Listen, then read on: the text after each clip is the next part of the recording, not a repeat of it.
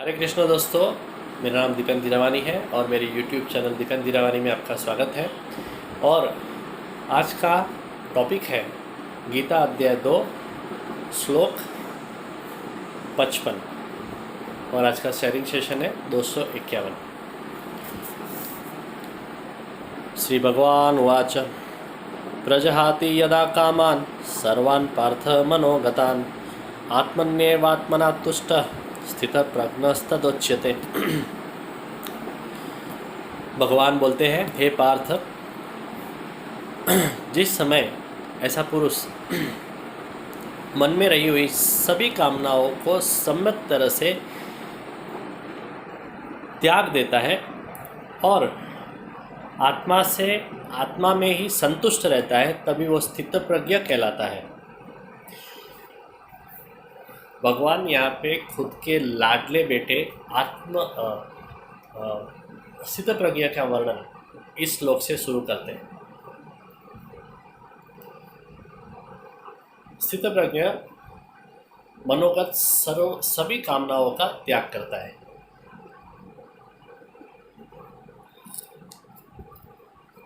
भगवान के साथ खेलने का मजा तब आता है जब बाकी सब बातें छूट जाती हैं।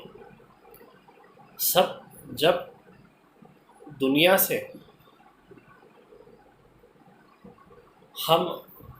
को जब हम भूल जाते हैं ना, तभी भगवान के साथ खेलने का सच्चा आनंद मिलता है।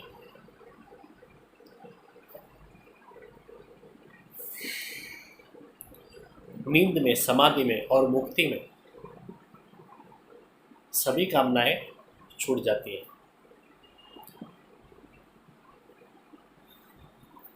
वेद में खेलना, वेद का आनंद और अवेद का ज्ञान,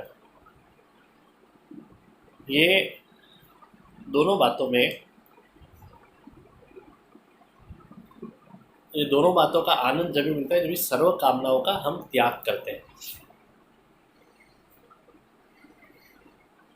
तो इसके लिए कामनाओं को पहले नैतिक बनाना है कामनाओं को, और फिर उनका आध्यात्मिकीकरण करना है। तो कामनाओं को कैसे नैतिक बनाया जाए, उसके लिए शास्त्रों में 4 रास्ते बताए हैं। पहला रास्ता, कामना को व्यापक करना चाहिए। अभी समझो अकेले हम खाते हैं, इसकी बजाय 5-25 लोगों को खाके हम खाएं तो ऑटोमेटिक अपनी उस खाने की उस वानगी को खाने की जो कामना है वो कम होती जाएगी, क्योंकि खर्चा बढ़ जाएगा। समझो हम खुद ही अकेले खाते हैं तो समझो 200 रुपये का खर्चा होता है या 300 का खर्चा होता है, मगर 10 लोगों को खाएंगे ना तो खर्चा हो जाएगा सीधा 2,500-3 हज़ार, है ना। तो इसके लिए वो खर्चीला हो जाता है, तो इसके लिए वो ऑटोमेटिक कम हो जाता है। तो व्यापक बनाइए कामना को।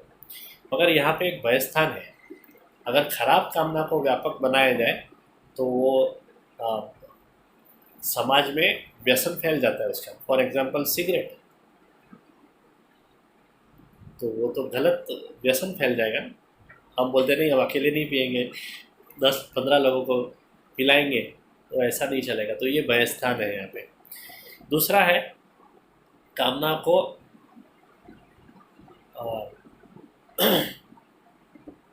एकाग्र करना है। अभी हम सिर्फ विद्याभ्यास पे ध्यान देना है तो कामना एकाग्र हुई, तो बाकी की कामनाएं जैसे कि पिक्चर देखना या यहाँ वहाँ भटकना, वो कामनाएं सहज रूप से कम हो जाएगी। मगर यहाँ पे भी एक भय स्थान हो सकता है कि हम बाजू वाली लड़की पे ही ध्यान एकाग्र करेंगे तो यहाँ पे गड़बड़ हो जाएगी। तो ऐसा भी, इधर भी एक भय स्थान तो है। तीसरा, कामना को नैतिक कैसे किया जाए, तो इसमें तीसरा है कामनाओं को सूक्ष्म करनी चाहिए। तो सिर्फ शरीर को सजाने की बजाय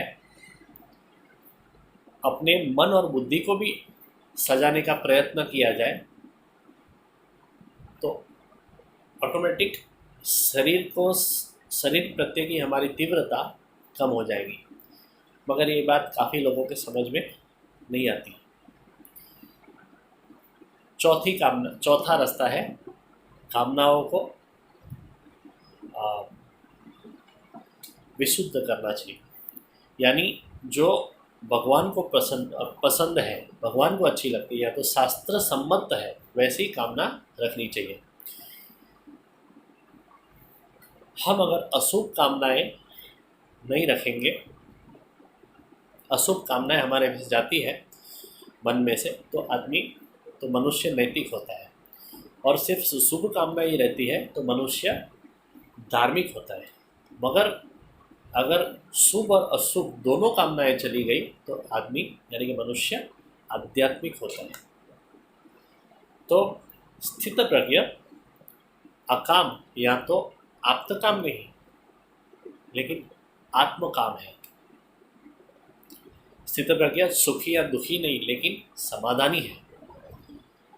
जो आत्मानंद में मग्न हो गया और जिसने अपने अंदर का खजाना देख लिया ना, वही स्थित प्रज्ञ है। तो स्थित प्रज्ञ की ऐसी व्याख्या करने के बाद अभी भगवान स्थित प्रज्ञ का बात से शुरू करते हैं, वो हम आगे के श्लोक में देखेंगे। तो अगले श्लोक का पारायण करके रखते हैं कल के लिए। दुखेष्वनुद्विग्न मनः सुखेषु विगत स्पृहा वित्तराग भय क्रोध स्थित धीर्मुनिरुच्यते। वसुदेवसुतं देवं कंसचाणूरमर्दनं देवकी परमानंदं कृष्णं वंदे जगद्गुरुं। गुरुब्रह्मा गुरुर्विष्णु गुरुर्देवो महेश्वरः गुरुर्साक्षात् परब्रह्म तस्मै श्री गुरुवे नमः। दोस्तों, मेरा ये वीडियो अगर आपको अच्छा लगा है तो ज़रूर इसे लाइक करिए, कमेंट करिए और शेयर करिए अपने दोस्तों के साथ। और मेरे YouTube channel Dipen Dhirawani songs and sharings, इसको आप जल्द से जल्द सब्सक्राइब करिए। ज़िंदगी भर ऐसे शेयरिंग और सॉन्ग्स आपको मिलते रहेंगे। तो thank you very much. Good night. Hare Krishna.